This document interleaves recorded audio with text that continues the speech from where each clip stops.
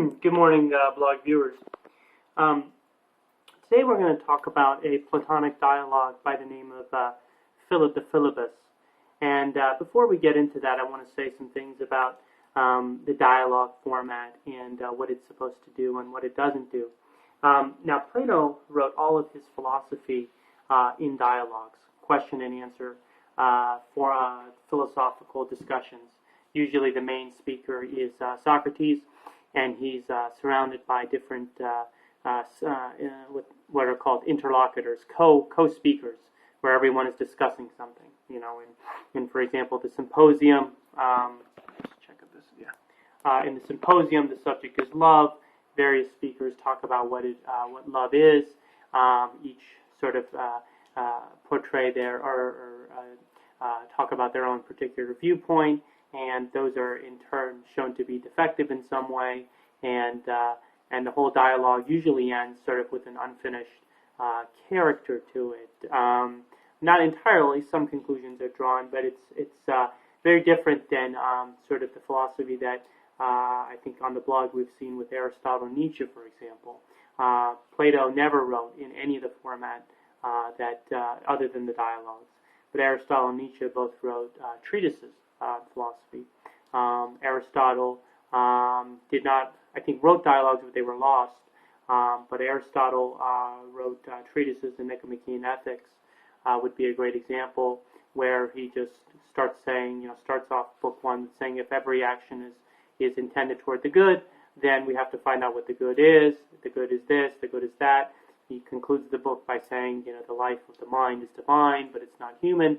But there's no dialogue going on in the Nicomachean Ethics of Aristotle. He is laying down what he believes are philosophical truths, and they're not subject to debate in that text.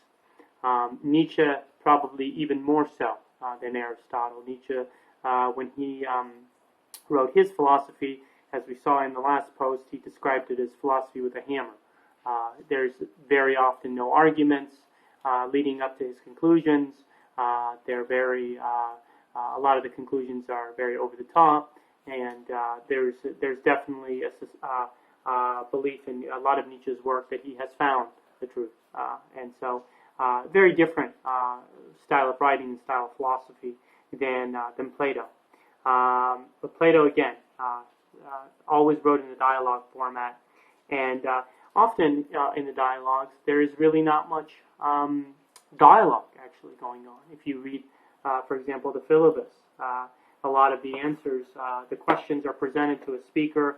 I think in the Philebus, the speaker's name is Protarchus, and the answers to the questions are very brief, usually yes or no or something like that. If I can just turn to the Philebus here, I'll read you a few of the answers that we get in succession. For example, I'm using the Cooper edition, John and Cooper, Plato Complete Works, on page 413. These are the answers from Protarchus. Just go on, yes. You mean the nature of the unlimited? Which one? Certainly. Your impression is correct. Then go on with your explanation. Beautiful. Quite. Right. Perhaps. So, in many ways, the dialogues are even very, in some sense, they're not full conversations. They're not one speaker, two equal speakers sort of giving their viewpoints.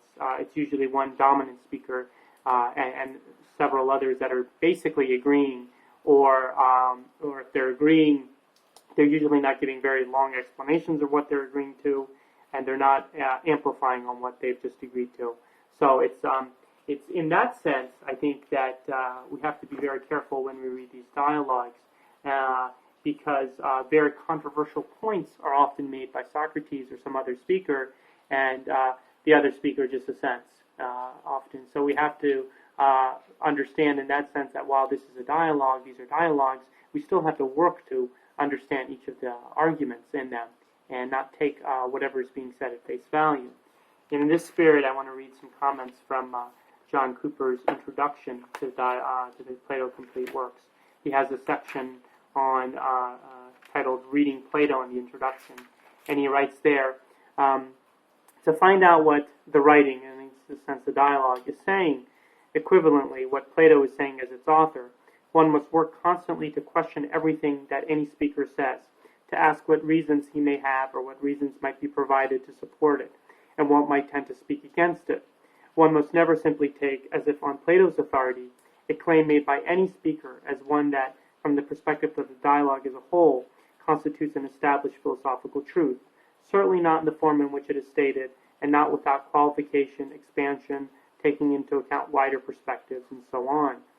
So I think what Cooper is saying here is that really we will get as much out of the dialogue as we work to understand all of the arguments, and that would sometimes take the form of amplifying on arguments, giving examples, qualifying arguments, expanding on arguments, taking into account different perspectives, but not just simply accepting what the dialogue has to say as truth. And so in that sense, I think what the Platonic dialogues are all about, and Cooper writes this too later on, I think, is encouraging all of us to not be intellectually lazy. That sort of in any sort of knowledge we get out of a book, we get through sort of critical examination, through a path of humbly looking for the truth, of questioning assumptions, of not taking things at face value, and be willing to have the courage to have sort of doubt on these questions, and not just jumping to conclusions. And all of that, the core quality that will allow us to do that is intellectual courage and intellectual perseverance rather than laziness. So in that spirit, I want to talk about the Philebus today. Now, in a sense, while the Philebus is still a dialogue, and we're encouraged to read it very critically, it is still philosophy. And in that sense, what we should bring to it is philosophical arguments and conclusions and objections based on rational principles. And in that sense, what it means to, I think, read philosophy or philosophize in terms of this dialogue, and you see it at the end of the dialogue, is to stand committed to the process. So if there's a certain conclusion reached at the end of the dialogue through philosophical analysis and reflection and argumentation, then that conclusion should stand on its own. It should not be then wiped out based on extraneous factors. So, for example, at the end of the dialogue, Socrates says that they've made a certain conclusion, and even if everyone else in the world were to disagree with that conclusion, the fact that other people were disagreeing alone, that would not mean the conclusion is wrong. We may have other reasons for not accepting the philosophical argument. We may want to be, it may be important for us to fit in with other people, or to go along with the crowd, or to be well liked.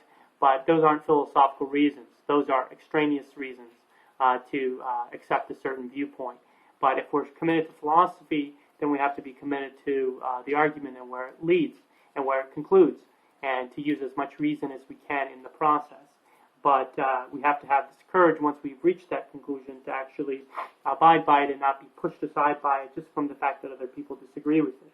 Now, if other people disagree with it with reasons that are philosophical or that are based on reason, then those reasons, of course, should be taken into account. But the mere fact that other people are disagreeing with whatever the philosophical conclusion is does not mean that the philosophical conclusion is wrong in any way. It just means that people are not accepting the philosophical conclusions for one reason or another. So that's an important point, I think, to make about the Philebus. Now, what is the Philebus about? I want to structure this discussion a little bit better than I've done in previous posts. The Philebus is about basically what is it, what contributes more to human good, the concept of human good. And human good is defined fairly early on in the dialogue as that good thing for us us as humans that that is self-sufficient and that is perfect, and that we're all striving toward as humans, not as any particular aspect of our life, but as human beings. The thing that we are over and above all things, everything is sort of pushing toward this human good, and it could be several things that are comprised in the human good. But if everything we do is for a purpose, then that final purpose has to be the human good, which is self-sufficient and perfect, and obviously good for us as humans, not as any other aspect of our personality. And so the question is, in the dialogue, is what is it that is, what contributes more to the human good, pleasure or knowledge? That's sort of the big question in the dialogue. Pleasures of the senses, pleasures of sounds, bodily pleasures, drinking, eating, vacations, having fun, any sort of delight you could think of, those sort of activities that almost everyone takes delight in. Beautiful paintings, museums, art, whole range of activities that you could classify under pleasure. Do those make more of a contribution to the human good, or is it knowledge? Knowledge, and in terms of knowledge, it's defined in the dialogue as correct opinions, good reasoning, good practical and philosophical reasoning, and knowledge, memory, good memory, those kinds of things. Reason and knowledge. Which one makes more of a contribution to the human good? Pretty early on in the dialogue, Socrates and the speaker, Protarchus, agree that it has to be a mix. It has to be a mix of pleasure and knowledge. That a life of pure reason and knowledge, where someone is thinking all the time, but has no pleasure whatsoever, not even pleasure in thinking, doesn't experience any pleasures at all, just thinks continuously. That's not the human good, because it's a life that lacks something important that should be in human good, which is pleasure. A life that has no pleasure is not one that we can classify as striving, as promoting the human good. So that life is rejected. And then a life where all we have are pleasures is also rejected. Basically, no one would choose to live a life where they're just constantly experiencing various pleasures, but they have no reason, they have no understanding, they have no memory. You wouldn't even be able to remember your pleasures. You wouldn't be able to figure out how to get your next pleasure because you can't figure out things.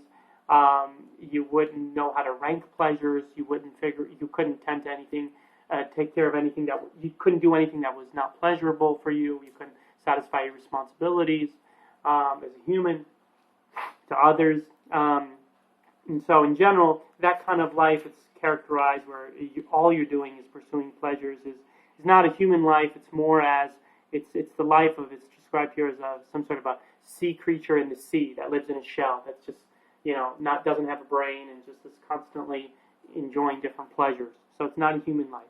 And I think that's pretty non-controversial there so far, that both forms of life, extreme forms of life, are not promoting human good. A good life for a human should have some pleasure and some knowledge. And that's pretty much agreed very quickly, that the mixed life is the best life. Now then the question becomes, what is it? What kind of mix is the right mix? And that's the next question that comes up pretty quickly. Is okay, we have everyone would pretty much, no one would choose to live either theoretically or actually a life of either pure pleasure or pure knowledge. It just, you can't find people like that. People may pursue different sorts of pleasures. People may pursue different forms of knowledge, but every person is in some way pursuing both at some time or other in their life. So the interesting question becomes, if the mixed life is best, where on the spectrum? What's the right mix? Is it 1% knowledge, 99% pleasure? Is it 99% knowledge, 1% pleasure? Or anything in between? So it can be, we have as human beings total freedom in that sense to combine pleasure and knowledge the way we want, just like there's just freedom to make different soups and cook certain things. You can mix things in different ways. We have, as creatures with freedom, we can mix pleasure and knowledge with whatever way we want to come out with what we think is good for us as human beings. Now, everyone has the freedom, but I think the point of philosophy and the point of this dialogue is to say, whatever people out there are doing in the world, we're going to try to think about what is the best mix that reason can tell us. Ideally, in an ideal world, what is the best mix of reason and pleasure, of knowledge and pleasure? Doesn't mean that people out there in the world that are doing different mixes are immoral or stupid. It just means they're not committed to sort of the philosophical argument and the conclusion that's reached here. For whatever reason, there may be good grounds not to accept the argument and conclusion. But the dialogue tries to figure out what is the right mix, and how are we to go about mixing these things. What's the right way to mix them? Because you can mix things in very different ways. And what is it, even when we've mixed it together, which one, pleasure or knowledge, contributes more to human good? Okay, is pleasure making the bigger contribution in an ideal life to human good, or is knowledge the thing that's going to make the bigger contribution? So in that sense, again, unlike, very similar to cooking or making a song, when you mix different things together, the question is always, how do you mix it? What's the best mix? And in the end, what is it that contributed the most to the song being beautiful, or the whatever you cooked being tasty? And in the comparison here is made to human life. One question we could ask or raise here is that a right comparison? Can you just so easily compare those kinds of things to human life, mixing things together in human life versus mixing things and making some cake or some songs? It's so different. It's a very, very different kind of thing to talk about. And I don't know. There might be some similarities, but there's probably some differences that are worth thinking about. So we'll come back to that later. What's important about this question, though, why does this question matter? I think we always blogged earlier about William James and pragmatism. If a philosophical question has no, the way we answer the question makes no difference at all in our life, then it's pointless. There's no need to engage in philosophical inquiry. But here, it seems to have a pretty important ramification in our life. If pleasure contributes more to the human good, then if we're interested in the human good, we should focus more on pleasure. We should try to accumulate as much pleasure as we can in our life and accumulate tools that will give us pleasure. Money, certain forms of, we should shape our body in certain ways if we want to be more attractive to other people, or wear certain clothes, all of that. There's a whole series of things you would get if you want to maximize pleasure, because it makes more of a contribution to human good. If it's knowledge and reason that makes more of a contribution, then we should focus more on that, because the more we focus on that, the more contribution we get to the human good. We're never going to forget about pleasure, just as in the life of pleasure we're not going to forget about knowledge, but our focus is really going to be on that. What we spend most of our time on, what we really care about strongly is that, because we think it's going to make more contribution to human good. So this question has a lot of it matters very much. It's not a empty philosophical discussion at all. It's probably one of the most important things, philosophical conclusions or arguments that could come down to us, because if we have limited time, on the earth, and if we can focus on one or the other, we should focus on the one that's going to make more contribution to human good. So I think the question is very important.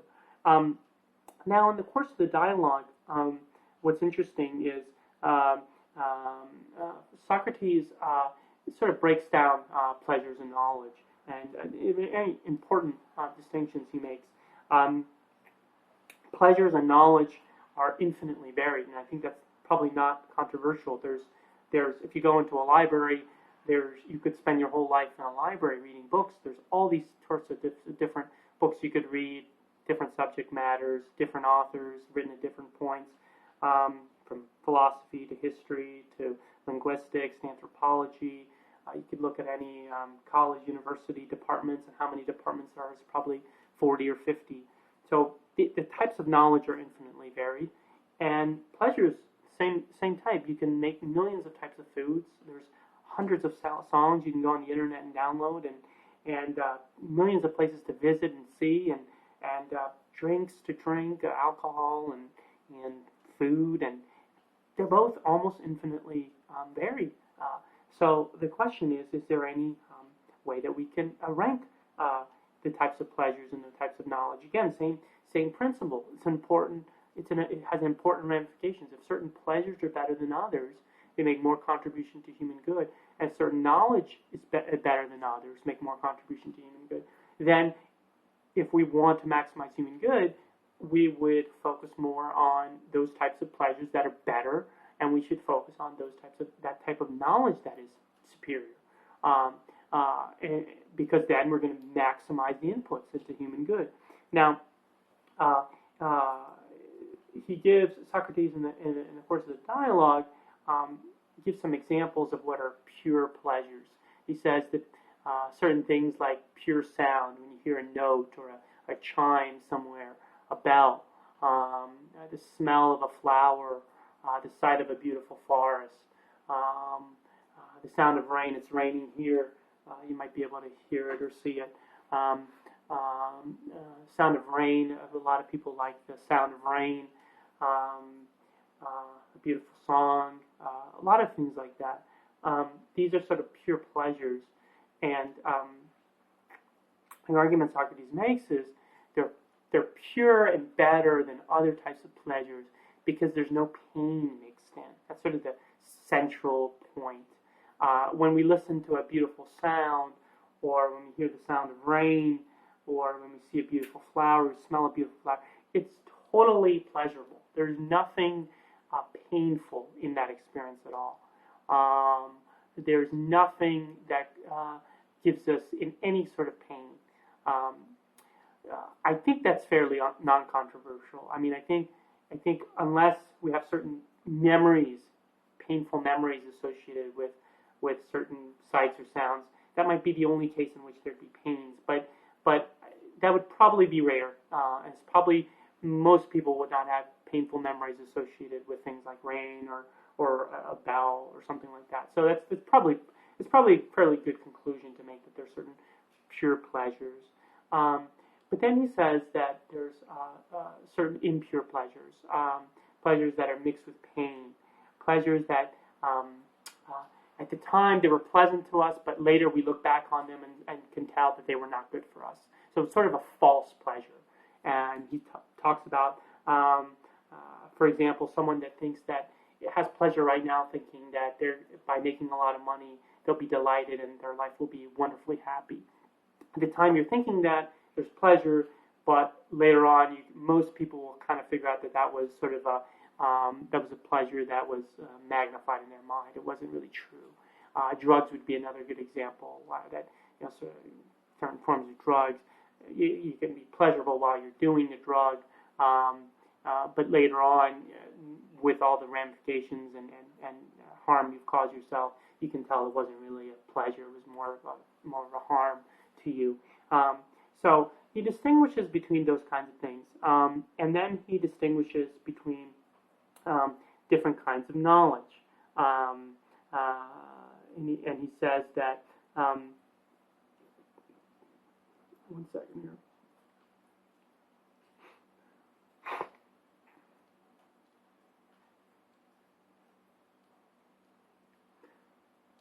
Certain knowledge, again, just like with the pleasures, Socrates argues, certain knowledge, he argues, is more pure and true than other forms of knowledge. That is probably going to be very controversial of an argument for people like us now. Um, I think we all think, everyone pretty much thinks knowledge is good, and it's not bad, and that, but there's no way to rank knowledge. The knowledge of how to study law is just different than the knowledge of philosophy, or the knowledge of how to cultivate a garden, or how to sew, or how to ride a bike. They're all just different. What's the point of comparing them? How can you say that one form of knowledge is better than another form of knowledge? But Socrates wants to say that. He really wants to say that. And he wants to say that the pleasure, the knowledge involved in things that are pure sorts of knowledge are above and better than all other forms of knowledge. And he gives us examples, philosophy, and he gives us an example, sort of abstract mathematics, where you can learn things sort of divorced from any sort of change. And that's sort of one of the main points he makes, is that all forms of knowledge change. Law in the 1600s is different than the 1800s, very different in 2000s. But philosophy, for example, people are still discussing and thinking about the philosophy of Plato. It was written 2,500 years ago, or Aristotle. And a lot of the conclusions are still true, very true. And they're almost unassailable. So, in that sense, we could say, okay, well, certain forms of knowledge are better because certain forms of knowledge are more stable and eternal. They're true for longer periods. Now, whether that makes a form of knowledge better than others, I'm not so sure. It might be more pure and it might be more clean, but that only requires you to have a preference for that kind of knowledge that's pure and clean, and not to enjoy the knowledge that comes from things that are more uncertain. Some people might find more excitement in that.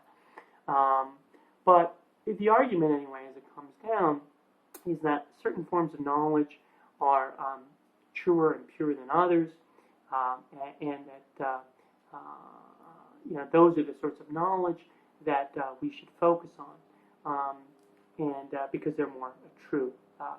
And all other forms of knowledge, in a key section in the dialogue toward the end, they're not. It's not that they're bad or that they're in their own sense false. For example, the knowledge of how to change oil in your car. It's not that there's anything false in that, or anything that's untrue, but that it could change the knowledge of how to do that. And in some sense, they are just the types of knowledge that we have to do for other things. We need to know how to change our oil because we want to get to places. But the knowledge of how to change oil itself is not sort of a pure knowledge, or it's farther removed from ultimate forms of knowledge because they're done mainly just for the sake of human life, a basic level of human life, but not any sort of flourish in human life. And I think that's how Socrates wants to make the argument there, that why certain forms of knowledge are better than others. So the impure forms of knowledge are just things that we have to know to live. The pure forms of knowledge are sort of the highest strivings of knowledge that are likely to be true forever, and that we are capable of knowing to some extent. And so the dialogue ends with a conclusion that the mixed life is best, combining pleasure and knowledge, which no one can disagree with, I think. But gives us, says that the better contribution, the way to mix, the better way to mix is to have more knowledge than pleasure. Knowledge, toward the end of the dialogue, if you have the purest forms of knowledge, you're going to be able to distinguish, for example, between pure forms of knowledge and impure forms of knowledge. You're going to be able to focus on the forms of knowledge. Because you've seen true knowledge, you will be able to focus more of your time and attention on those things because you regard them as more valuable. And on the other hand, pure forms of knowledge will allow you to figure out what are the differences in different sorts of pleasures and not be so distracted by pleasures that are too strong, that are not conducive to human good. And I think there's a passage here on page 453 when Socrates is describing certain intense pleasures. He says, our discussion would then continue as follows. Will you have any need to associate with the strongest and most intensive pleasures in addition to the true pleasures? We will ask them. Why on earth should we need them, Socrates? And this is the mind sort of speaking. They are a tremendous impediment to us, since they infect the souls in which they dwell with madness, or even prevent our own development altogether. Furthermore, they totally destroy most of our offspring, since neglect leads to forgetfulness. But as the true and pure pleasures you mentioned, those regard as our kin, and beside also add the pleasure of health and of temperance. So the argument is made here that certain forms of pleasures are too intense, and they create madness in the soul when they take over, causing people to forget all their responsibilities and sort of stray from human good. And if you have pure knowledge, you can somehow see that and not allow that to happen. So that is sort of the argument why knowledge is better, makes more of a contribution to human good. Another argument that's made here is that somehow knowledge and reason are always, pure forms of knowledge are always beautiful and true and moderate. And so here on page 454, in judging what is truly beautiful, truly true, and truly moderate in life, Socrates says it's reason and philosophic, mathematical, pure knowledge. And these things, Protarchus says, there's a question and answer here. Why, Socrates, no one awake or dreaming could ever see intelligence and reason to be ugly. No one could have ever conceived of them as becoming or being ugly, or that they were ever be right. Socrates says right. And that's somewhat of a questionable argument there. And I want to talk about that before I end the post here. Is it really true that truth is always beautiful? Is it always true that knowledge and reason always leads to more beauty? Is always beautiful. You could say in some sense, and I think the quote I put from Maestre, where he talks about men not knowing what they want, that nature being sort of nature and human society being filled with conflict, people being totally confused and not cooperating with each other. Is very questionable in some sense whether the truth is always going to be beautiful. I think Nietzsche made the same point again when in a previous post we talked about Nietzsche's views on truth. He said truth may not necessarily be beautiful. Truth may be quite ugly as to the world that we live in and other people. There's hardly sometimes we need art. He said we need art and other beautiful things, not truth, because what's beautiful is art and creation, which is not necessarily true. You don't say painting is true, and so or beautiful sight. And so he said, so it's questionable whether beauty, whether here as it says, intelligence and reason are never ugly. Let me read a quote from Berlin. He's quoting a thinker by the name of Maestre, and he says, Maestre held the Enlightenment to be one of the most foolish as well as the most ruinous forms of social thinking. The conception of man as naturally disposed to benevolence, cooperation, and peace, or at any rate capable of being shaped in this direction by appropriate education or legislation, is for him shallow and false. History and zoology are the most reliable guides to nature. They show her to be a field of unceasing slaughter. Men are by nature aggressive and destructive. They rebel over trifles. Maestre felt that men are by nature evil, self-destructive animals, full of conflicting drives, who do not know what they want what they do not want what they want. If any of that is true, I don't agree with that entirely, but it's hard to say as you look back on human history at that, or even as we look at our own lives, that everything in it is beautiful, that every person in it is cooperating with us, or a beautiful soul. It's hardly can say that, and so I think it's questionable whether knowledge is always. I wouldn't want to go as far as Maestre does in that quote. Say men are by nature aggressive and destructive, that they're by nature evil, self-destructive animals, full of conflicting drives. I'm not sure that's entirely true. There's probably an aspect of truth in that. Probably an aspect of truth. There's probably a lot of, as you get to know the world, there's a lot of things probably in it that you'd rather not want to know. And so in that sense, truth and reason and knowledge may not be beautiful. But in another sense, I think we'd want to end by saying, even if that's true, that there still is a beauty in knowing what the world is like, and even if it includes very dark aspects, that knowing the world you live in, knowing what other people are like, all these things are beautiful, even if aspects of them are not, because I guess in one sense you could say a world where everyone was platonically inspired and reading Plato and peaceful and cooperative, and there would be no conflict. It'd be a pretty boring world. It'd be a pretty uninteresting world. Probably wouldn't be a world we'd enjoy living in very much. So in that sense, even if Maestre is correct that men are